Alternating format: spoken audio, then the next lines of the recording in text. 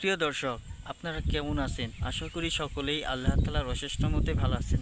প্রিয় দর্শক, আজকে আপনাদের মাঝে আলোচনা করব আপনারা কিভাবে দেশীয় জাতের যে মরিচ গাছ রয়েছে, যেগুলোর মধ্যে ঝাল বেশি, যেগুলো দিয়ে রান্নাকে সুস্বাদু করা যায়, তো সেই জাতের মরিচ গাছের চারা আপনারা কোথা থেকে সংগ্রহ করে নিতে পারবেন, কিংবা এর বীজগুলো আপনারা কিভাবে সংরক্ষণ করবেন তা এই ভিডিওটির মাধ্যমে জানতে পারবেন।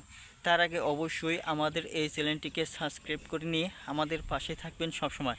তো প্রিয় ভাই বন্ধুরা, দেশীয় জাতের মরিচের বীজ আপনারা যদি পেতে চান তাহলে অবশ্যই আপনারা গ্রামগঞ্জের যে সমস্ত কৃষক রয়েছে তাদের সাথে যোগাযোগ করে নিয়ে তারপর সেই বীজগুলো সংরক্ষণ করে নিন।